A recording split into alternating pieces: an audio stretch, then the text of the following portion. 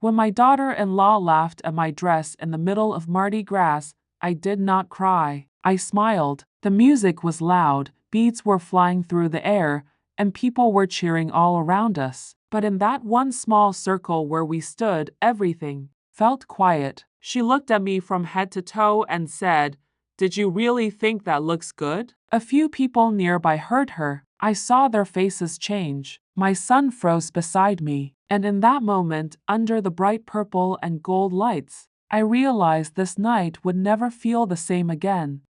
Before I tell you how that night truly unfolded, I want to welcome you warmly. Thank you for sitting with me and listening to my story. It means more than you may realize. If stories like this touch your heart, please take a moment to like this video and subscribe to the channel. Your support helps keep these quiet, honest conversations alive. I share my experiences not for sympathy, but for understanding. So settle in, take a slow breath, and stay with me until the end. Sometimes the hardest stories carry the gentlest lessons. My name is Margaret. I never imagined that one day I would be sitting here telling a story about my own family like this. When Daniel was born, I remember holding him in the hospital room and promising myself something very simple. I promised that I would always protect his heart. I promised that I would raise him to be kind. I did not care if he grew up to be rich or famous. I just wanted him to be gentle. Daniel was a quiet child. Even as a little boy, he did not like loud arguments or harsh words. If other children were fighting at school, he would walk away. If someone was crying, he would sit beside them without saying much. He had that kind of spirit, soft, observing, thoughtful. His father passed away when Daniel was 16. That was a hard year for both of us. The house felt too big. The evenings felt too quiet. Sometimes I would hear Daniel moving around in his room late at night. I knew he was awake, but neither of us wanted to disturb the other with our grief. We carried it gently, side by side. After that, it was just the two of us. I worked longer hours. Daniel helped more around the house. We became a small team. Sunday dinners were simple, just the two of us at the table. But there was love in that silence. There was understanding. When Daniel left for college, I cried in my car after dropping him off. Not because I was sad he was growing up. I was proud of him. I cried because I knew that chapter of our life had ended. And once a chapter ends, it never truly comes back the same way. That was where Vanessa entered his life. The first time I heard her name, Daniel's voice sounded different. Lighter, almost nervous. He said, "Mom, I met someone." I smiled into the phone. I could hear the happiness behind his words. That was enough for me. He brought her to dinner. About 6 months later, I remember standing in the kitchen, adjusting the flowers on the table for the third time. I wanted everything to feel warm, welcoming. I cooked Daniel's favorite meal. I even wore a soft blue sweater he once told me made me look bright. When Vanessa walked in, she was beautiful. There is no other way to say it. Tall, perfect, posture, hair styled neatly. She carried herself with confidence. She hugged me politely, not warmly, but politely. "It's so nice to finally meet you," she said. Her smile was careful, practiced. I told myself I was imagining things. First, meetings can be awkward. I understood that. I was once a young woman meeting my husband's mother too. I remembered the nerves, the fear of being judged. Dinner that night was pleasant on the surface. Vanessa spoke about her job in marketing. She talked about travel, about fashion, about the city life she enjoyed. Daniel mostly listened to her, smiling in a way I had not seen before. It was a proud smile, a loving smile. I watched them together and told myself to be grateful. After dinner, while Daniel washed the dishes, Vanessa stood beside me in the kitchen. There was a short silence between us. She looked around the room. Slowly, "This house is very traditional," she said. I nodded. "It's been in the family a long time." She smiled again. "That's sweet." The word sweet stayed with me. I could not explain why. It was not an insult, but it did not feel like a compliment either. It felt like something said gently to avoid saying something else. Over time, I saw more small moments like that. When Daniel proposed to her, he brought the ring to show me first. His hands were shaking. I hugged him tightly. I told him I was proud of the man he had become. Vanessa and I went dress shopping together once. It was her idea. She said we should bond. I was touched by that. But at the boutique, I realized our tastes were very different. She preferred sleek, modern designs, sharp lines, bold cuts. When I picked up a lace gown and said it looked elegant, she tilted her head slightly. It's a bit old-fashioned, don't you think? She said softly. I laughed lightly. Maybe I am a bit old-fashioned. She did not laugh with me. I told myself again that it was just generational difference. Times change, styles change. That did not mean hearts change. 2. The wedding was beautiful. I cried when Daniel said his vows. I watched him look at Vanessa as if she were the only person in the world. And in that moment, I truly believed she would cherish him. That was all that mattered to me. After they married, they moved into a modern apartment downtown. Clean white walls, glass tables, everything looked like a magazine page. When I visited, I tried to be careful. I set my purse down gently. I asked before touching anything. One afternoon, I brought homemade cookies. Daniel loved them as a child. I thought maybe Vanessa would appreciate the gesture. She took one small bite. Oh, she said, they're very rich. I smiled. That's the recipe. She placed the rest back on the plate. Daniel ate 3. I noticed she watched him while he did. These were small things, tiny moments, nothing dramatic, nothing cruel, but they built up quietly inside me like drops of water filling a glass. Daniel changed too, though he did not notice it himself. He began checking his phone more when we spoke. He cut visits shorter. Sometimes when I called, he would say, "Mom, I'll call you back," and the call never came. I did not blame him. Marriage brings new priorities. I understood that. I had once chosen my husband first too. That is how it should be. But there was a distance now, a carefulness in his voice whenever Vanessa was near. If I teased him about something from his childhood, he would glance at her quickly, as if measuring her reaction. Once, during dinner at their apartment,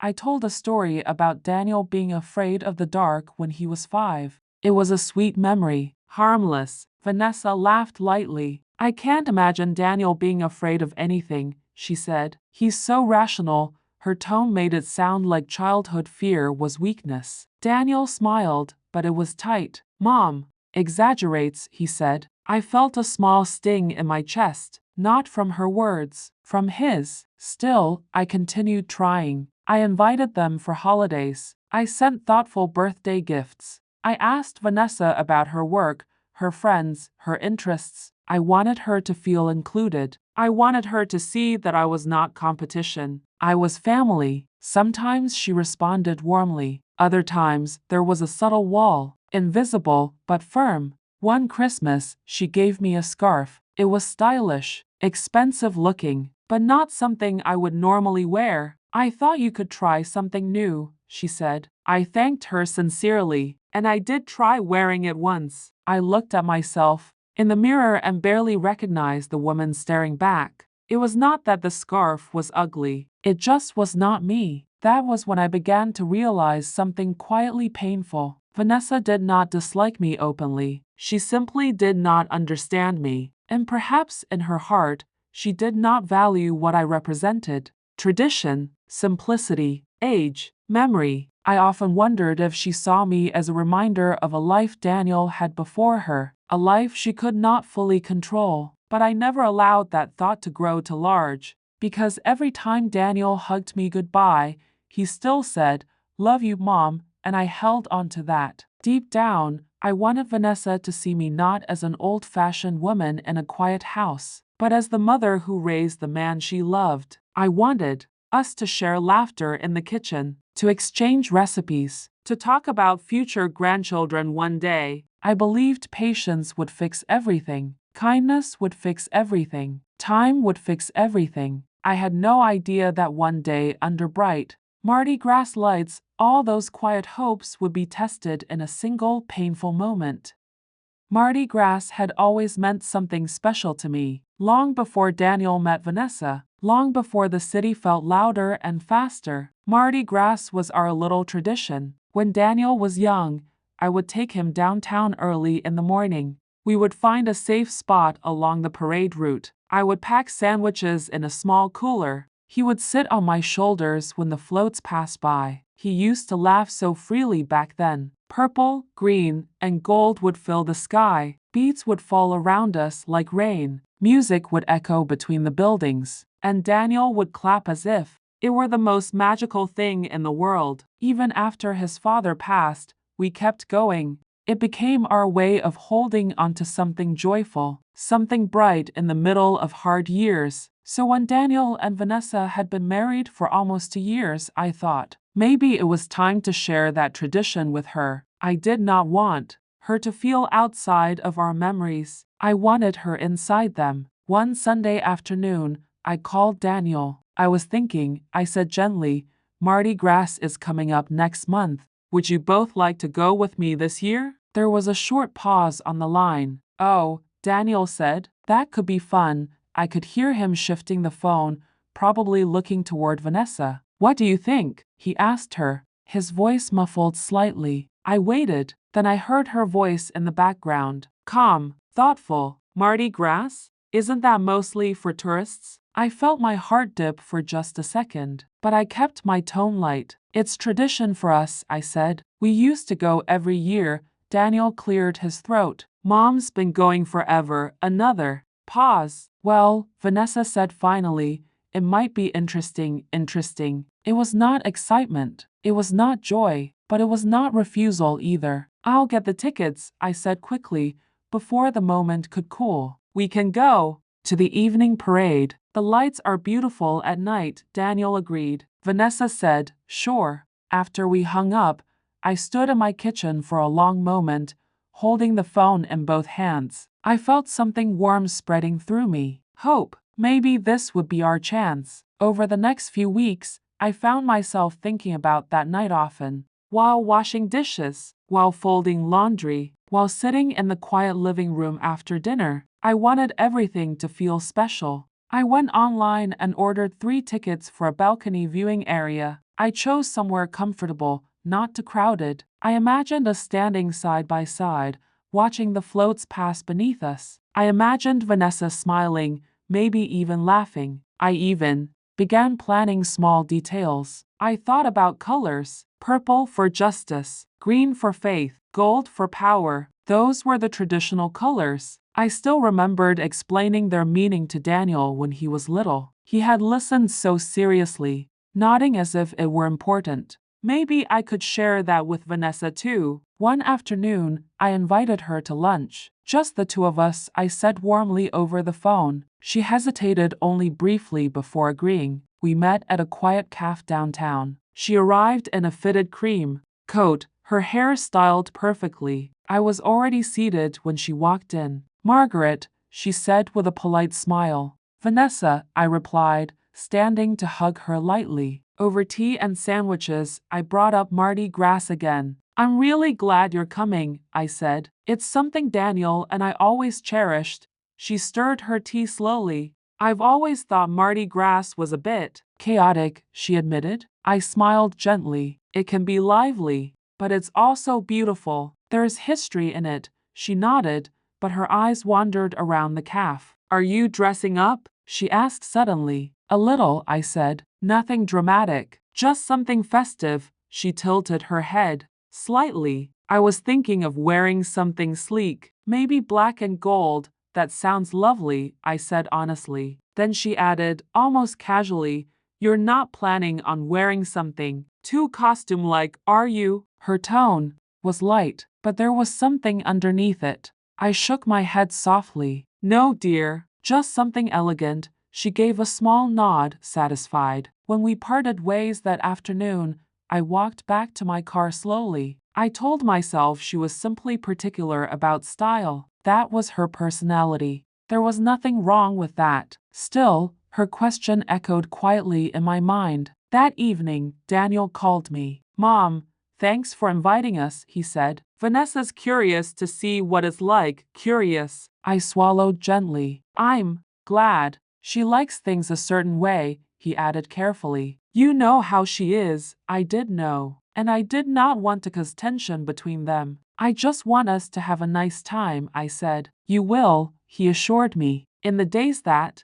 followed, I found myself cleaning my house more thoroughly than usual. Even though we were not meeting there before the parade, I felt a need to prepare everything, as if tidying my home would somehow tidy my nerves. I pulled out old photo albums. One evening, pictures of Daniel as a boy, holding strings of beads around his neck, his cheeks flushed from excitement, his smile wide and careless. I traced my fingers lightly over one photo. Things change, I whispered to myself, but change does not have to mean distance. That was what I believed. A week before Mardi Gras, Vanessa sent a message in our small family group chat. Just to confirm, what time are we meeting? Her message was efficient, straight to the point. I replied warmly with details: balcony access, parking information, time. Daniel added a thumbs up emoji. Vanessa responded with, great.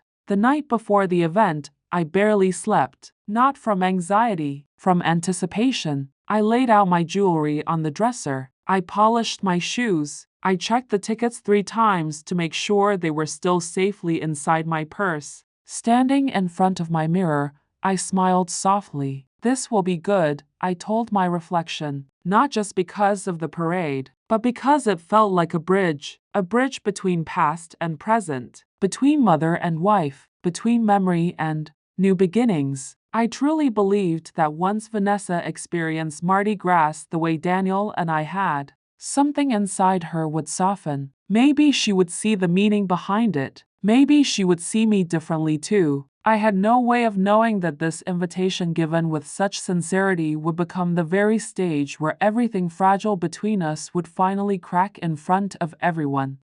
In the weeks leading up to Mardi Gras, I began to notice things I had tried not to see before. They were not big things, not dramatic things. No one raised their voice. No one slammed doors, but there was a quiet tension that followed us into every room. One evening, Daniel and Vanessa came over for dinner. I made roasted chicken with herbs, mashed potatoes, and green beans. It was simple, comfortable, the kind of meal Daniel used to ask for after long school days. Vanessa stepped into the kitchen while I was finishing the gravy. Oh, she said, glancing at the stove. You still cook like this? I smiled, thinking she meant the recipe. It's Daniel's favorite. She tilted her head. I just mean, it's very traditional. We usually do lighter meals now. Her tone was not harsh, just matter of fact. I nodded slowly. I suppose I've always cooked this way.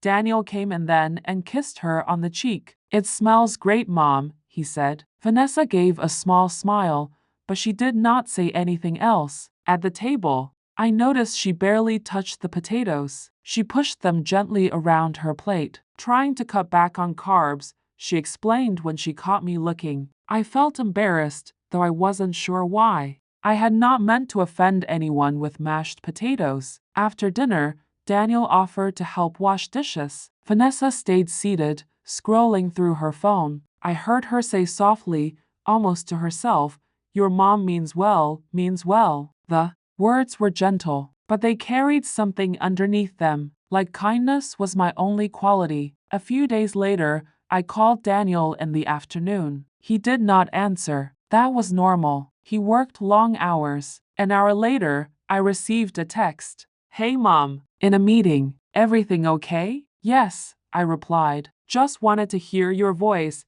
There was a long pause before he responded. "Can I call later? Vanessa and I have plans tonight." Of course, I thought. Of course you do. That night, he never called. I told myself not to take it personally. Marriage changes rhythms. I remembered how absorbed I had been in my own husband during our early years. Still, there was something different now. At a small family gathering the following weekend, I noticed Vanessa watching me carefully, not with anger, not even with dislike, but with quiet evaluation. My sister complimented my necklace. It's beautiful, Margaret. Before I could answer, Vanessa spoke lightly. It's very bold. I looked down at it. It was simple gold, nothing dramatic. Bold, my sister repeated, confused. Vanessa smiled. I just mean it makes a statement. I laughed softly to smooth the moment. I didn't realize I was making one. Everyone chuckled politely, but I felt something shrink inside me. Later that evening, Daniel mentioned that he and Vanessa were redecorating their apartment. We're going minimalist, he said proudly. Clean lines, neutral tones, that sounds lovely, I replied. Vanessa nodded. We're trying to remove anything that feels cluttered. Her eyes flicked briefly toward me. I thought of my own home, the framed photographs, the patterned curtains, the old wooden furniture passed down from my mother. Cluttered. Was that how she saw my life? One afternoon, she stopped by unexpectedly while Daniel was at work. I was surprised to see her on my doorstep. Hi, she said. I was in the area. I invited her in immediately. I offered tea. She walked slowly through the living room, examining the shelves. You keep everything, she observed. Memories are hard to throw away, I replied gently. She picked up a framed photo of Daniel as a teenager, standing beside his father. He looks so young here, he was, I said softly. She studied the photo for a long moment, then set it down carefully. I think sometimes, she said, it's hard for men to fully step into their adult life when their mothers hold on too tightly to the past. The words were quiet, calm, almost clinical. I blinked. I don't believe I hold on too tightly, I answered slowly. She gave a small shrug. I'm just speaking generally, but we both knew she wasn't. That night, I sat alone in my living room long after she left. I stared at the photo she had touched. Was I holding on too tightly? I thought about the times I called Daniel just to ask about his day, the times I sent leftovers home with him, the times I reminded him to take his vitamins in winter. Was that too much? I never wanted to compete with her. I never wanted to stand in the way of their marriage. I only wanted to remain part of his life. Another small moment came during a lunch we shared before Mardi Gras. Vanessa suggested we meet at a modern cafe I had never been to. The menu was full of words I did not recognize. I'll just have tea, I said, feeling slightly out of place. She ordered something with almond milk and a name I could barely pronounce. As we sat there, she looked at my blouse. That color is very cheerful, she said. I looked down at the soft lavender fabric. I like soft colors, I replied. She smiled. You're brave, brave. I wasn't sure how a blouse required bravery. The conversation shifted to Mardi Gras again. You're really excited about it, she observed. It's special to me, I said honestly. She stirred her drink. I just hope it's not too overwhelming. It can be lively, I admitted. But it's beautiful. She leaned back slightly. I just don't want us looking out of place, out of place. I felt my stomach tighten. I'm sure we won't, I said gently. But that phrase stayed with me. Looking out of place. In her world of sleek apartments and curated outfits, did I always look out of place? At Daniel's birthday dinner, I noticed something else. I told a story about how he once tried to cook pancakes at age 10 and nearly set off the smoke alarm.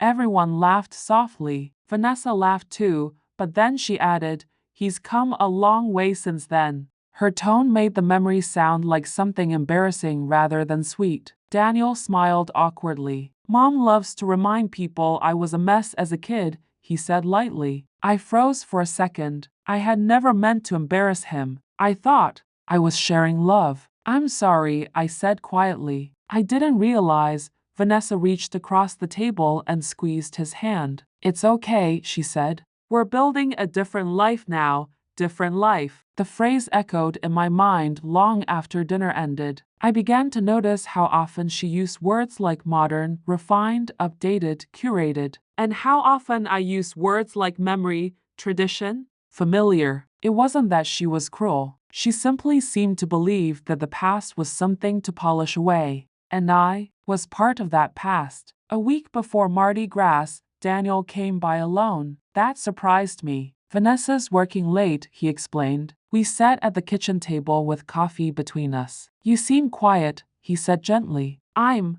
fine, I answered. He studied me for a moment. Vanessa doesn't always understand you, he admitted carefully. But she doesn't mean harm, I nodded. I don't think she means harm, I said truthfully. She just has strong opinions, he added. I smiled faintly. I've noticed. He reached across the table and squeezed my hand. I love you, Mom, I squeezed back. I love you too. In that moment, I wanted to tell him everything. The small comments, the subtle looks, the way I sometimes felt measured and found lacking, but I did not, because I did not want to place him between us. So I swallowed it. I told myself that once Mardi Gras came, once we stood together under the lights and music, something would shift. Maybe she would see the joy in it. Maybe she would see the joy in me. But underneath that hope, a quiet fear was growing. A fear that no matter how kind I was, no matter how careful, I would always feel slightly out of place in her world, and that perhaps to her, I always had been. I remember the night I first opened the closet and laid my hand on that dress. It had been carefully folded in tissue paper, stored in a garment bag for years. I had chosen it for this Mardi Gras with care, with hope, and a quiet excitement I hadn't felt in a long time. It was deep purple, with soft gold embroidery along the neckline, flowing down to just above the ankles. The fabric felt cool and smooth under my fingertips, almost like it was waiting for me to bring it to life again. I held it close to my chest for a moment and closed my eyes. I imagined the streets of New Orleans lit up in the night, the floats rolling by, the music echoing off the buildings. I imagined Daniel's smile, Vanessa's laughter maybe, and myself standing there, proud and present, glowing softly under the lights. That was all I wanted, to feel a part of something joyful with them, to share something beautiful that had been a part of my life for so long. The dress was more than just fabric. It carried memories. When I had bought it years ago, Daniel was just a small boy, and his father and I had a quiet celebration for a personal milestone. I remembered spinning in front of the mirror back then, feeling elegant, alive. I remembered the laughter, the lightness in the air, and the way my husband had held my hand and smiled. Those feelings, that little piece of time, were tucked into every fold and seam. It had been waiting for the right moment, and I thought Mardi Gras could be that moment. I placed the dress on the bed carefully and began thinking about accessories. I had a simple gold bracelet Daniel had given me years ago, and matching earrings that caught the light beautifully. I thought about shoes, a pair of modest gold flats that would carry me through the evening without discomfort. Every choice I made felt like a small act of love, both for myself and for the night I was anticipating. I sat in front of my vanity, the dress laid across the chair beside me. The mirror reflected the warm lamplight, casting a glow across the room. I reached for my hairbrush and ran it through my hair slowly, thinking about how to style it. Should I curl it slightly to frame my face? Should I pull it back to show the neckline of the dress? Every little detail mattered because it wasn't about impressing anyone, it was about feeling confident in my own skin, feeling that quiet pride that comes from knowing you've put thought into yourself, into an experience. I tried the dress on carefully. The fabric slid over me smoothly, hugging in the right places and flowing in the rest. I adjusted the sleeves, turned slightly, and caught my reflection. I looked at myself as if seeing myself for the first time in months, maybe years. The woman in the mirror was familiar yet new. She was proud. She was calm. She was ready. And yet, as I studied myself, a quiet fear settled in the pit of my stomach. Vanessa would see me. She would judge. That was inevitable. I told myself to breathe. I reminded myself that this night was about joy, about sharing a tradition with my son and perhaps building a bridge with her. Still, the small voice in my mind whispered, "Be careful. Don't overstep. Don't make her feel challenged." I looked at the dress again and ran my fingers over the embroidery. It was delicate and intricate, the kind of detail that took hours to perfect. I thought about how life often works the same way, small, careful touches adding up to something beautiful. Sometimes, though, those details are ignored or misunderstood. Sometimes people fail to see the effort, the history, the care. And yet, you wear it anyway, because it is yours. I spent the next evening sitting on my bed, laying out everything I planned to wear, thinking about how the night would unfold. I imagined us standing together on the balcony, music below us, lights around us, and me smiling quietly, feeling proud. I imagined Daniel looking at me and seeing the woman who had raised him with love, kindness, and patience. I imagined Vanessa noticing the care I had taken, but, perhaps, seeing past it to the real heart behind the choices. I also thought about the possibility that things could go differently. That perhaps my choices, the dress, the jewelry, the anticipation, would be met with indifference or subtle judgment. That Vanessa, in her careful elegance, might see the dress as old-fashioned or not quite right. I tried to push the thought aside, telling myself that my intention mattered more than her opinion. That I was not dressing for her, I was dressing for the memory, the tradition, and the connection I hoped to share with Daniel. As the days passed, I found myself returning to the dress frequently. I would hold it, smooth the wrinkles, and imagine how it would move under the night lights. I tried it on again, walking slowly around the room, feeling the fabric move against my skin. Each time, I caught a glimpse of the woman I wanted to be that night. Calm, composed, elegant, and quietly joyful. I prepared a small bag with everything I would need: the earrings, bracelet, shoes, and a simple clutch to hold my phone and some essentials. I arranged it neatly so nothing would be forgotten or misplaced. I wanted to feel ready, not rushed. I wanted to feel dignified. The night before Mardi Gras, I laid the dress on the bed once more and stared at it for a long while. I thought about all the years it had been waiting for this moment. I thought about Daniel, about the boy he had been, and the man he had become. I thought about Vanessa, about the hope that this night could be a bridge between us. I thought about myself, about the strength it took to put on a dress, to step into a world where I might be judged, and to do it anyway. I touched the fabric lightly and whispered to myself, tomorrow, I will stand tall. Tomorrow, I will be myself. Sleep came slowly that night. I dreamed of the parade, of beads raining down, of lights sparkling against the dark sky. I dreamed of Daniel smiling beside me, of Vanessa observing quietly, of music and laughter all around. When I woke the next morning, I felt a mixture of nerves and excitement. I went about my routine carefully, taking time to make tea, lightly toast bread, and ensure everything felt calm. I wanted the day to be peaceful before the evening chaos of Mardi Gras. I wanted to carry myself with composure, so no small disruption or comment could shake me. As the afternoon approached, I began to get dressed. I slipped into the purple dress, adjusted the embroidery at the neckline, and smoothed out the fabric around my waist. I put on the earrings, bracelet, and shoes, checking each detail in the mirror. I ran my fingers lightly over my hair, deciding finally to leave it loose with a soft curl at the ends. I looked at myself, took a deep breath, and smiled. I felt ready.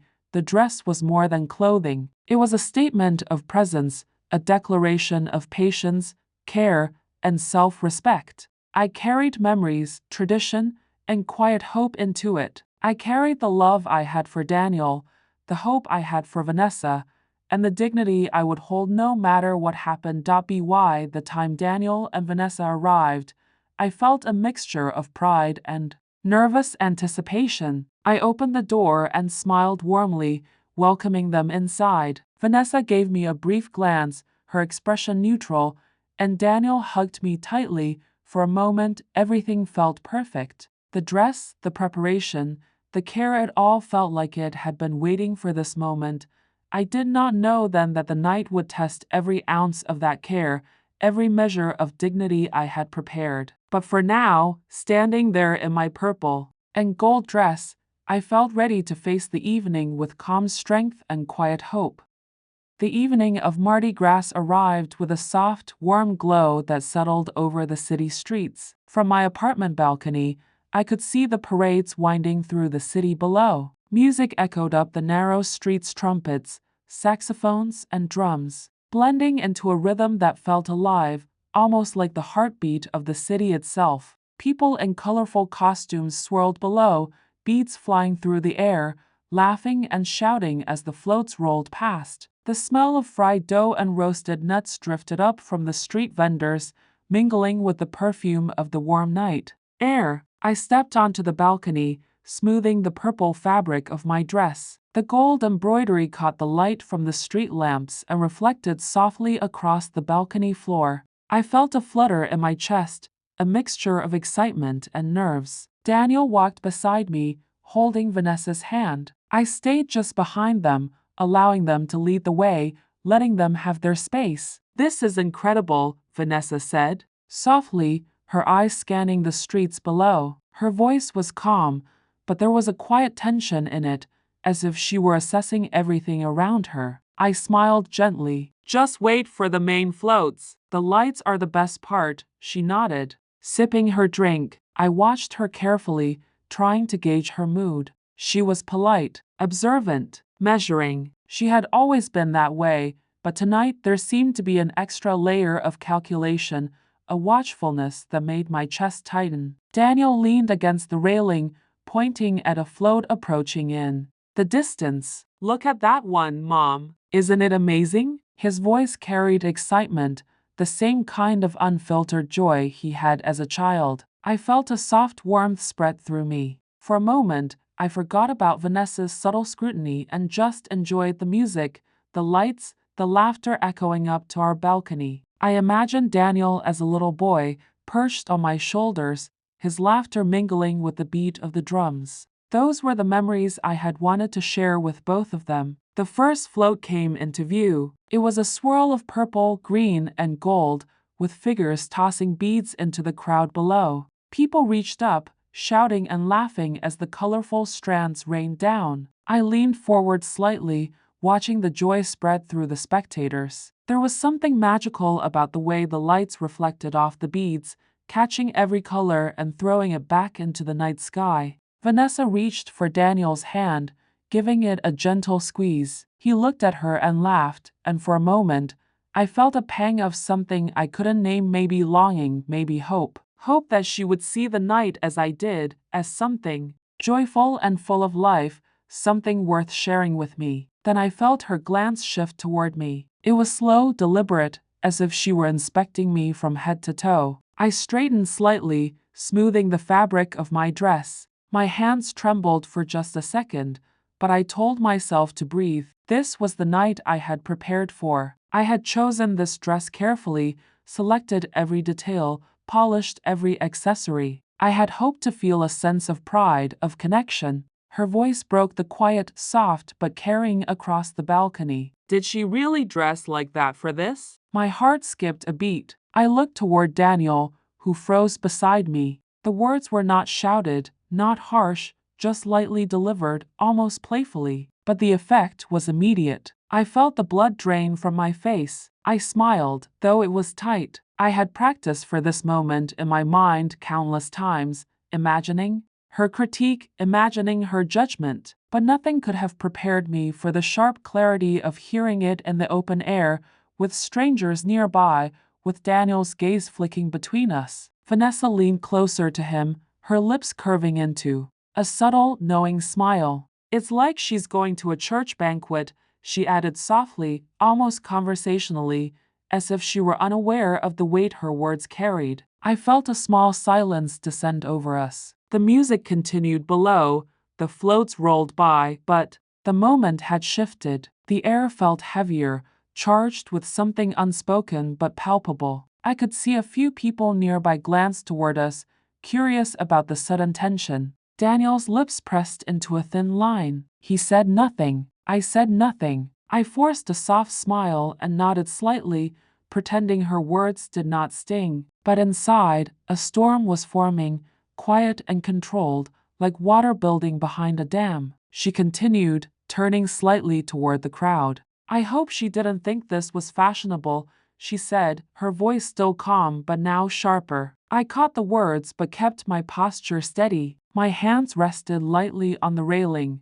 I had decided long ago that I would not fight with her. In public, not here, not in front of Daniel, not with strangers around. I would keep my dignity, even if it hurt. I reminded myself why I had invited them, why I had carefully prepared this dress, this evening, this memory. I wanted to share something beautiful, something joyful. I wanted Vanessa to see the tradition, the care, the love embedded in every choice I had made. The next float approached, a glittering display of masks and music. People cheered, reaching for beads that flew in every direction. I caught a few strands myself, letting them fall through my fingers as I focused on the colors, the lights, the rhythm. Vanessa's attention shifted briefly to the street below, but I could feel her eyes on me again. She did not say anything immediately, but her posture and the slight tilt of her head made her judgment clear. I took a deep breath. I felt the fabric of my dress brush against my arms,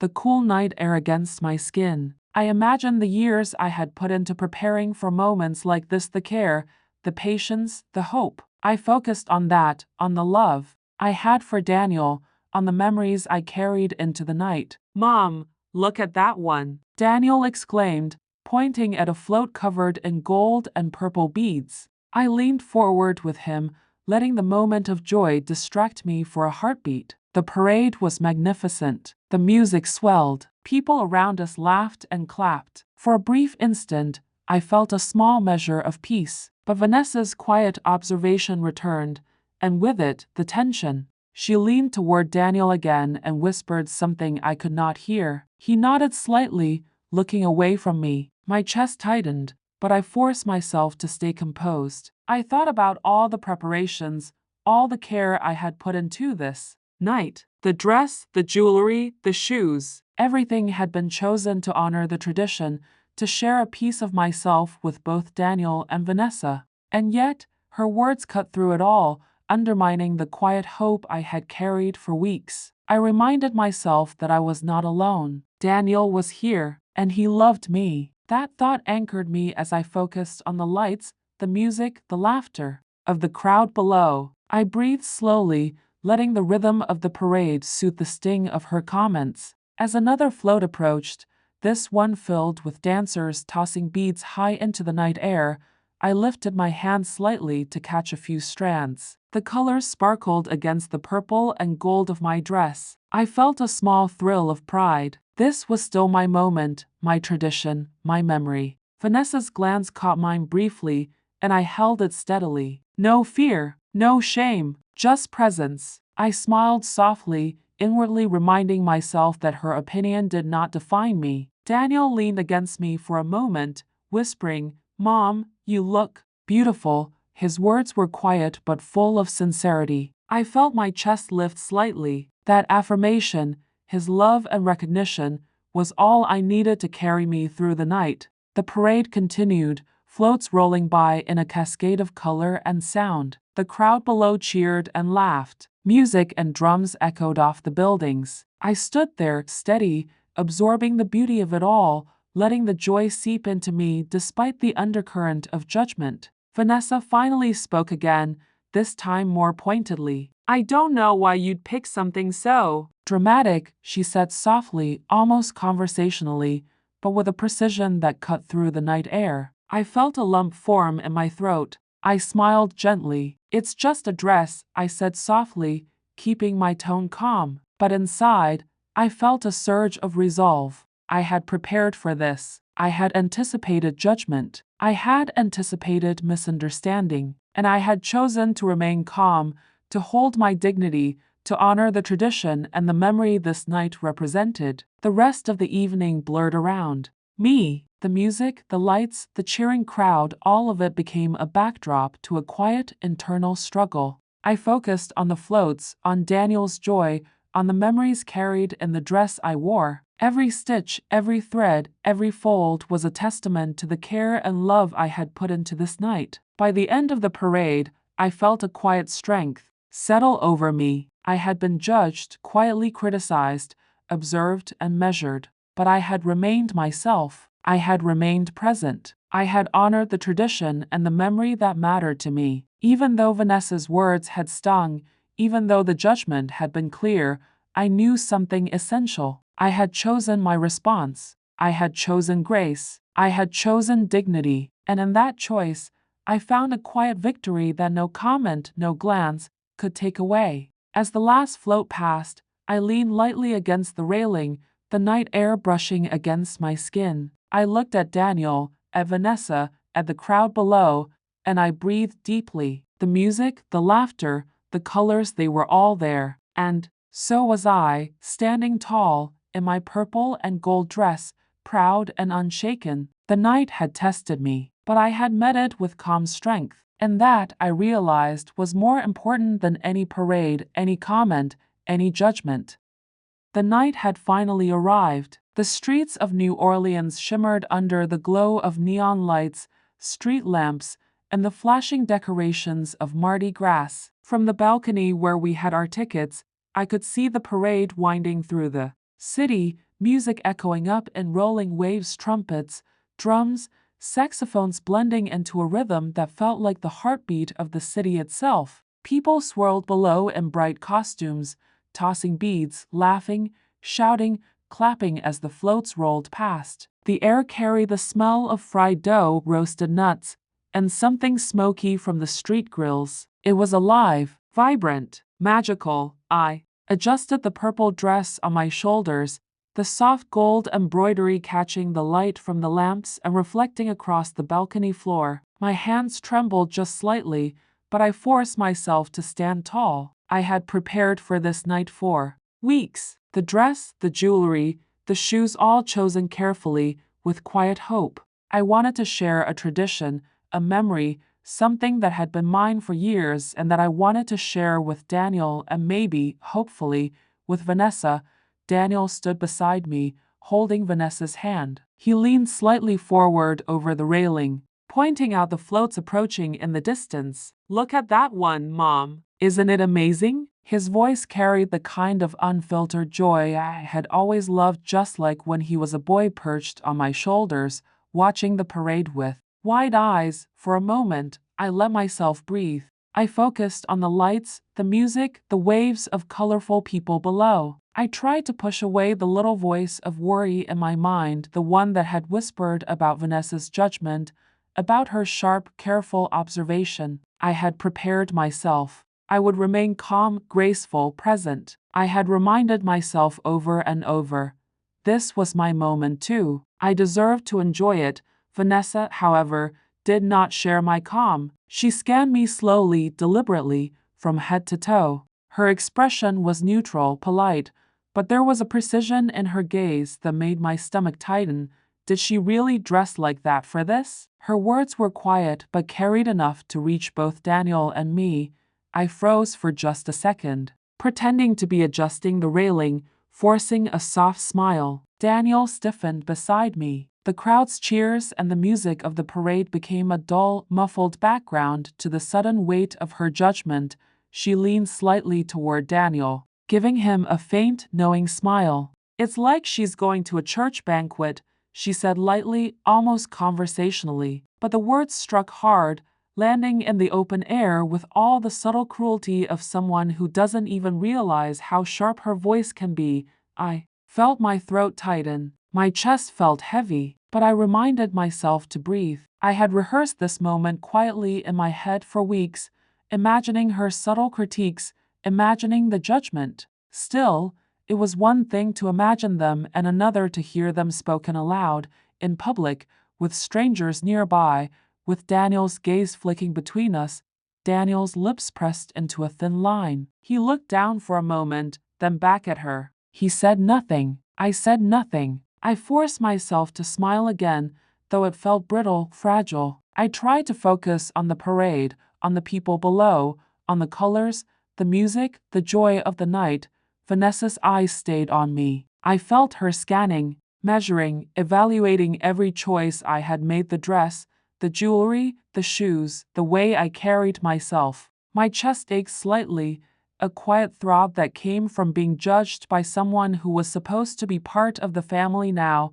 You really could have gone with something more contemporary, she said softly, something less theatrical. I swallowed hard. I had chosen that dress carefully. It was elegant. It carried memories. Every fold, every seam, every detail had been chosen with love. I wanted to honor tradition, to share something beautiful, not to be judged. I straightened a little more, resting my hands lightly on the balcony railing. I thought it would be a nice way to celebrate, I said softly. My voice was calm, even gentle, but inside, I felt a storm brewing, a mixture of hurt, embarrassment, and resolve. The next float came into view, glittering with lights and beads. The crowd below cheered and laughed, reaching up to catch strands that flew through the air. I caught a few beads myself, letting them fall through my fingers as I tried to anchor myself in the beauty of the parade rather than the sting of Vanessa's words. She's very brave, Vanessa added suddenly, her eyes still on me, her voice soft, almost clinical. Brave. That word hung in the air. I forced another smile. Brave. If that was the best she could come up with, I would take it. I reminded myself that her opinion did not define me, that the love I had for Daniel, the preparation I had poured into this night, the memories I carried, those were my own and could not be diminished by a few quiet words. Daniel's hand found mine gently. Mom, you look beautiful, he whispered. His voice was sincere, full of love, and for a moment it anchored me. That was all I needed. That affirmation, his recognition, reminded me of who I was and why I had invited them to share this tradition. But Vanessa wasn't done. She leaned slightly toward Daniel again, speaking softly, yet loud enough for me to hear. I hope she doesn't make too much of a scene, she said, her words casual, like a simple observation, but each word felt like a stone dropping on my chest. I took a deep, deliberate breath. I refused to turn to her. I refused to react. I reminded myself silently.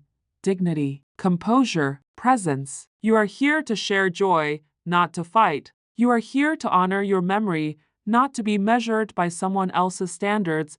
Another float passed, covered in gold and purple beads. People cheered below, tossing their hands toward the sky. I held a few beads in my hands, letting them sparkle against the embroidery of my dress. The colors reflected back at me, and I focused on that, the vibrancy, the light, the celebration that had always been a part of Mardi Gras. Vanessa finally spoke again, this time with a sharper edge, though her voice remained soft. I just don't understand why anyone would choose something so dramatic, she said. I felt the familiar tightening in my chest. My throat was dry. I could feel my pulse in my ears, but I forced my shoulders back, lifted my chin slightly, and smiled. It's just a dress, I said gently, keeping my voice calm. The crowd around us continued to cheer. The music rolled like waves beneath the balcony, but around us, the space felt charged, almost still. I felt their eyes, Vanessa's, Daniel's, and a few curious onlookers who had glanced our way. I stayed present. I stayed steady. Daniel leaned closer to me. Mom, it's okay, he whispered, trying to soothe me, his hand on mine. I gave a small squeeze back, letting his presence calm me, even as Vanessa's quiet judgment pressed against me like a weight I could not escape. I thought about all the preparation, the dress, the jewelry, the careful attention to every detail. Every choice had been made with love, with memory, with hope. And now, in this moment, I realized something important. None of it mattered if I let my confidence falter. None of it mattered if I allowed myself to shrink in the face of judgment. I straightened, lifted my chin, and looked out over the balcony, past the crowd, past the music, past the floats. I reminded myself that I was here, that I had prepared, that I had brought love, care, and memory into this night. I would not allow anyone's quiet cruelty to steal that from me. Another float came into view, even more elaborate than the last, covered in lights and dancers tossing beads high into the night sky. I raised my hand slightly, catching a few strands. I felt the soft beads fall through my fingers, sparkling against the purple and gold of my dress. For a heartbeat, I allowed myself to feel joy. Vanessa's gaze caught mine again. I held it steadily, silently asserting my presence. Calm, graceful, strong, no fear, no shame, just me. The rest of the parade blurred around us, the music, the cheering, the spinning floats, but I felt anchored. I felt the weight of my memories, the care I had put into this night, and the love I had for Daniel, and it carried me through each subtle jab, each quiet critique, each measuring glance. By the end of the parade, I felt a quiet victory settle over me. Vanessa had spoken, judged, measured, even mocked softly, but I had remained myself. I had remained dignified. I had remained present. I had honored the tradition, the memory, the love embedded in every detail of the night. The last float passed. The crowd's cheers began to fade as people slowly made their way away from the streets. I leaned lightly against the railing, the cool night air brushing against my skin. I looked at Daniel, at Vanessa, at the city spread below us, and I breathed deeply. The night had tested me in ways I had not imagined. It had exposed vulnerabilities I had tried to prepare for, revealed insecurities I thought I had mastered. But through it all, I had chosen my response. I had chosen grace. I had chosen dignity. And that, I realized, was more important than any parade, any comment, any judgment. I smiled softly to myself. In my purple and gold dress, under the Mardi Gras lights, I was still here. I was still strong. I was still present. And that was enough.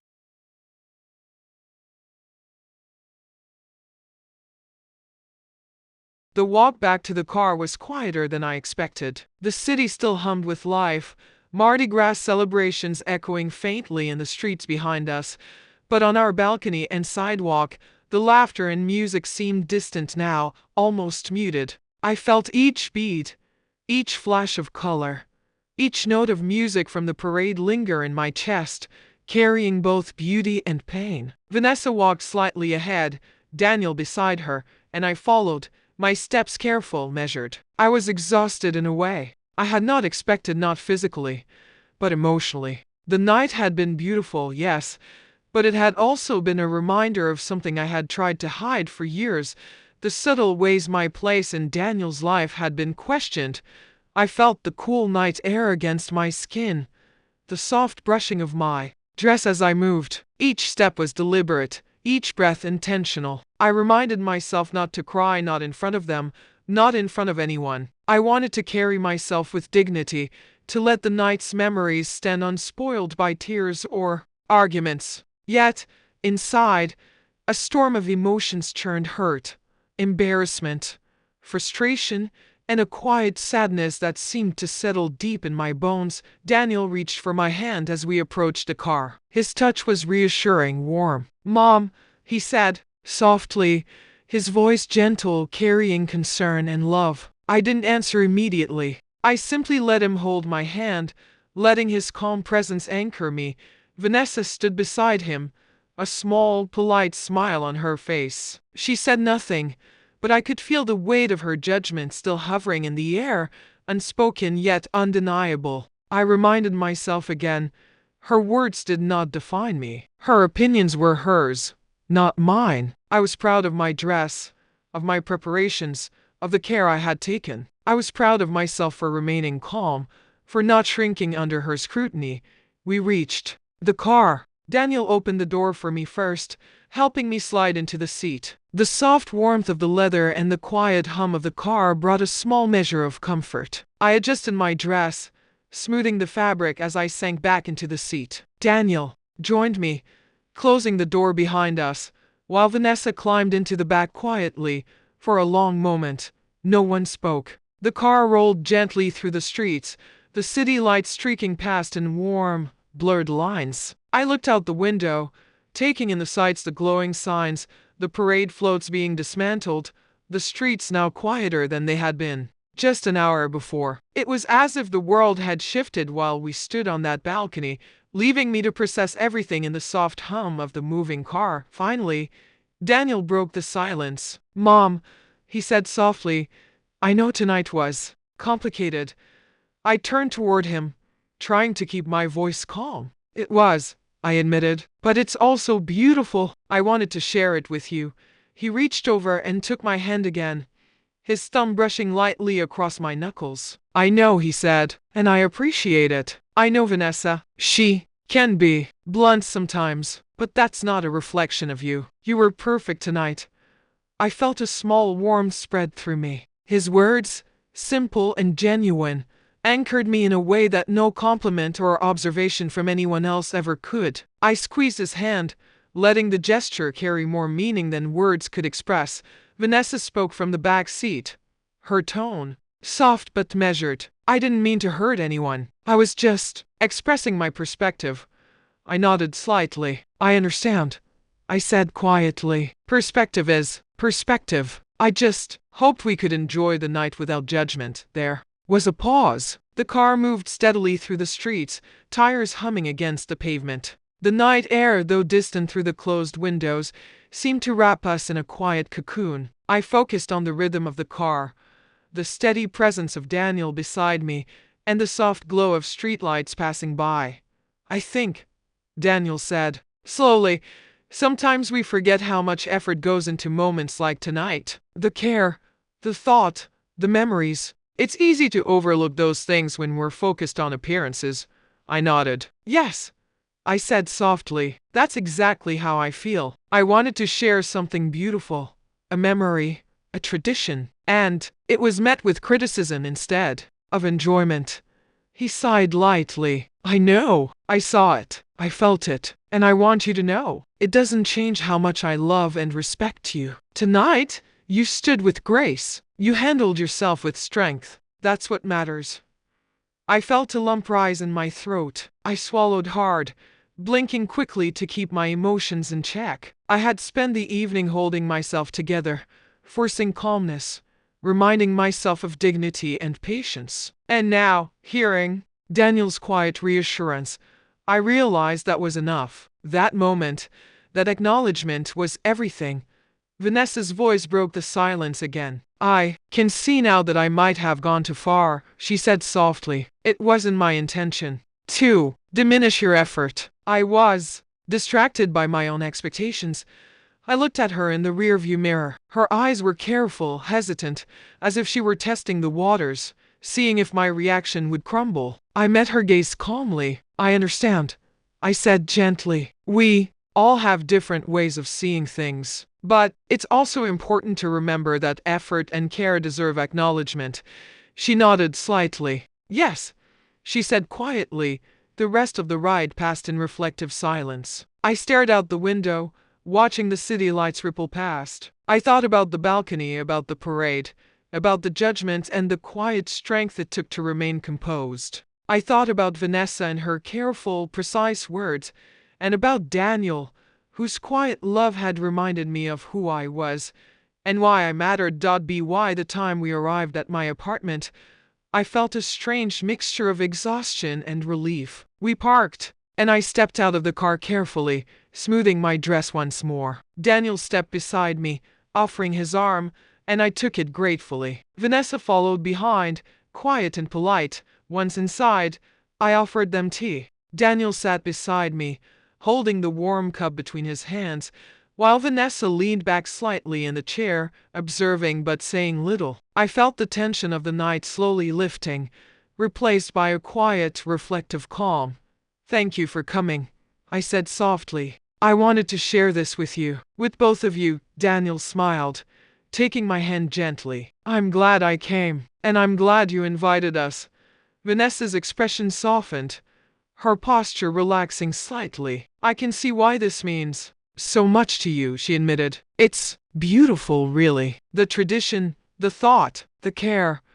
I felt a small wave of relief. Not complete approval, not full understanding, but acknowledgement. That was enough for now. That small measure of recognition, that quiet respect, felt like a balm to the sting I had carried through the evening.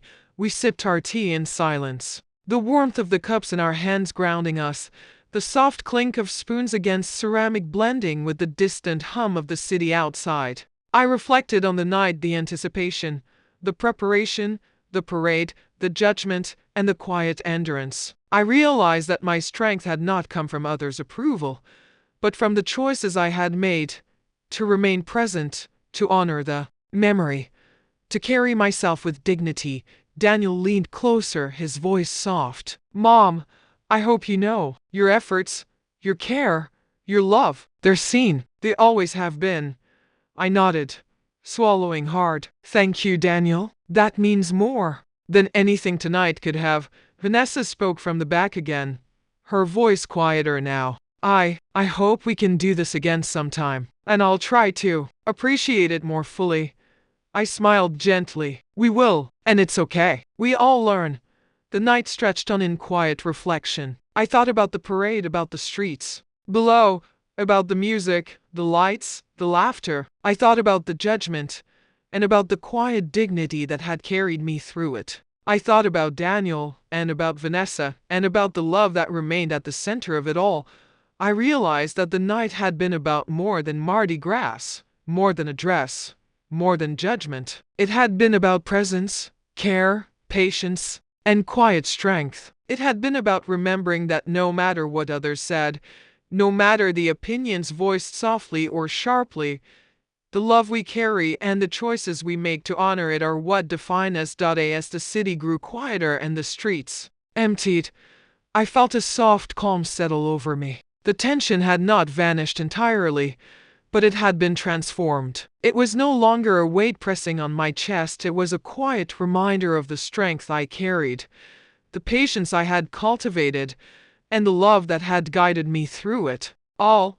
I sipped the last of my tea, setting the cup down carefully. I looked at Daniel, at Vanessa, and then around the room. The night had tested me, yes, but I had endured it. I had honored my care, my memory, my tradition. I had remained present, calm, and dignified, and that was enough.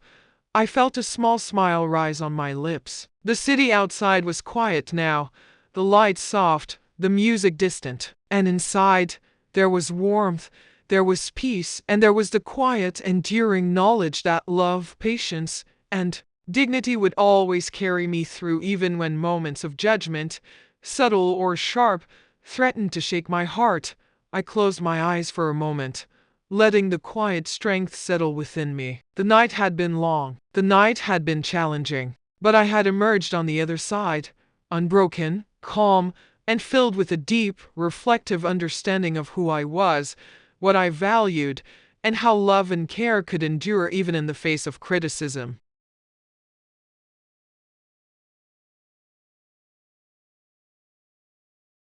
The next morning, I woke slowly, the soft light of dawn spilling through the curtains. The city outside was quieter than it had been the night before. The echoes of Mardi Gras faded into a gentle hum of life continuing as usual. I stretched and took a deep breath, feeling the residual warmth from the evening before settle gently over me. The parade, the lights, the music, the judgment, and the quiet affirmation, all of it replayed softly in my mind.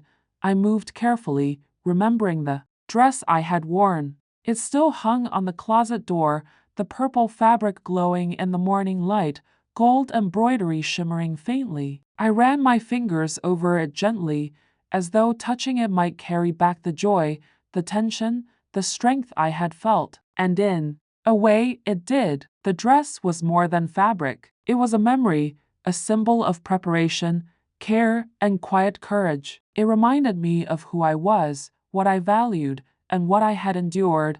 I poured myself a cup of tea, savoring the warmth as it spread through my hands and into my chest. I sat by the window, looking out over the quiet streets, and let my thoughts drift. I thought about Daniel, about Vanessa, about the subtle and not so subtle ways the evening had tested me. And I thought about myself, how I had remained calm, composed, and dignified, even when my heart had felt tight with worry and hurt. There was a small smile on my lips, not the kind that came from joy alone, but the kind that came from realization, the kind that came from knowing that even when tested, I had remained true to myself. Even when others judged, I had held my own center. That calm, steady presence inside me had been the real victory. It was not in the parade, not in the dress, not even in Daniel's affirmation, though that mattered, but in the quiet resilience I had carried through the night.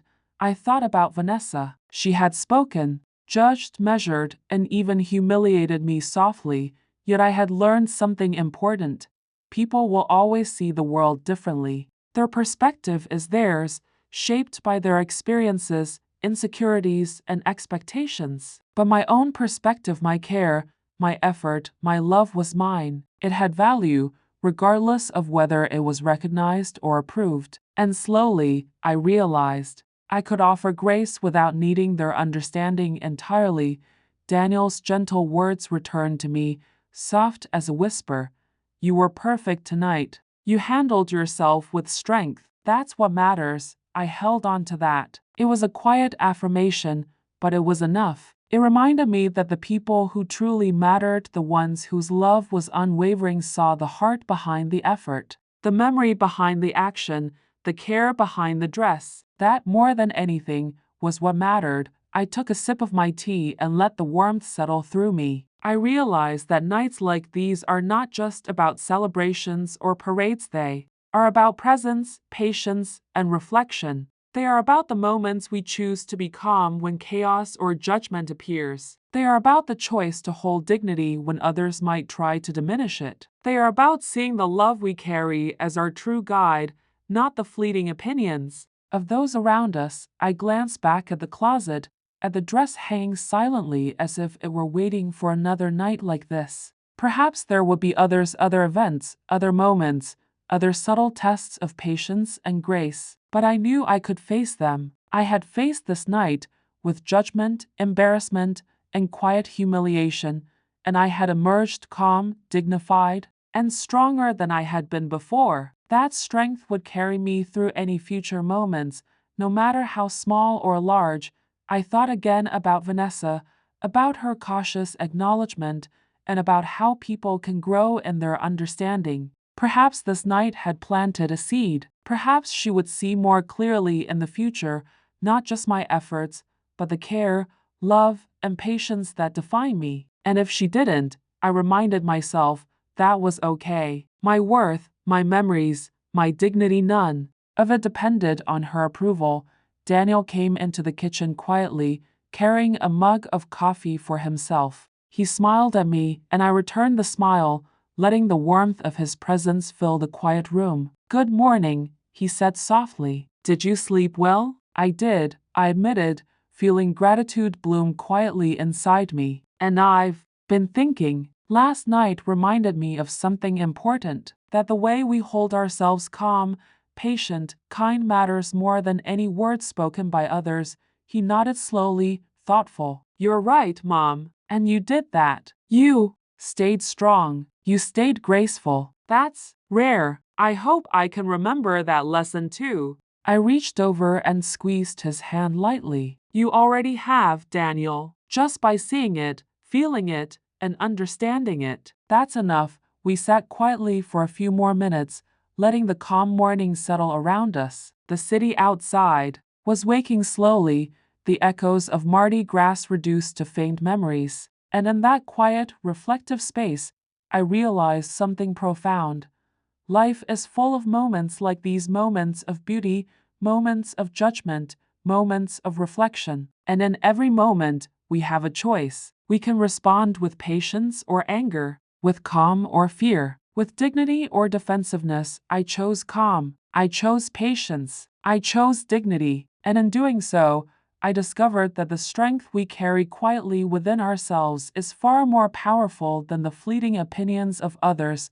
Vanessa joined us finally, bringing herself a cup of tea. Her expression was tentative, softened from the night before. She did not apologize fully, not yet, but she acknowledged in her own way the effort, the care, and the memory that had carried me through the evening. And that acknowledgement, however small, was a quiet bridge. I smiled at her gently. "Thank you," I said softly, "for understanding." "Even a little," she nodded. "Yes, a little," she admitted, and for the first time, the tension between us felt lighter. I realized then that life is full of small victories like the small moments of grace, subtle acknowledgments, quiet bridges between hearts. We may not always receive the recognition we hope for, but the care, love, and patience we carry within ourselves never go unnoticed. They matter, they endure, they define us. I looked around the kitchen at the soft morning light, at Daniel beside me, at Vanessa across the table, and I felt a quiet gratitude bloom, not for perfection, not for approval, but for the endurance of love, patience, and quiet strength. That was the real celebration. That was the real victory. I realized too that life's lessons are often wrapped in moments we least expect. A parade, a dress, a subtle critique, all of it had taught me about patience, presence, and dignity. All of it had reminded me that, even when others judge, even when embarrassment flares, we always have the choice to respond with grace. I sipped my tea, feeling warmth and calm settle through me. I looked at the city outside, at the quiet streets still echoing faintly with the night's celebration, and I smiled. I had faced the judgment, I had faced the subtle humiliation, and I had emerged with my heart intact, my patience strong, and my dignity unwavering.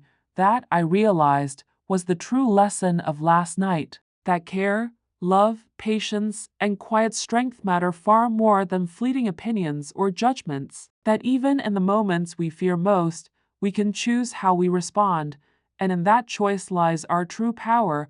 I leaned back in my chair, letting the calm morning light fill the room, and whispered to myself, I am enough. I am present. I am strong. And that is enough. And in that quiet reflection, I felt the night's tension fall away completely. The parade, the judgment, the subtle humiliation, all of it became part of the memory, part of the lesson, part of the story I would carry forward. With quiet pride and love, the city continued to wake around me, soft sounds of life filtering through the windows. I smiled once more, feeling a calm warmth in my chest. Life would continue, and there would be other nights, other moments, other challenges. But I knew now that no matter what came, I could meet it with patience, grace, and dignity. And that was the most valuable gift of all. I took a final sip of my tea, set the cup down gently, and let the quiet calm settle over me completely. I had endured, I had reflected, I had grown, and in that soft morning light, I felt a profound sense of peace. The dress still hung quietly in the closet, a silent witness to the night's events. And I knew, when the time came again, I would wear it with pride, not for approval, not for judgment, not for anyone but myself, and for the memories, the love, and the quiet strength it represented, because life, I realized, is not about the fleeting words of others. It is about the calm, patient, and enduring heart we carry within ourselves, and in that heart, I had found my true victory.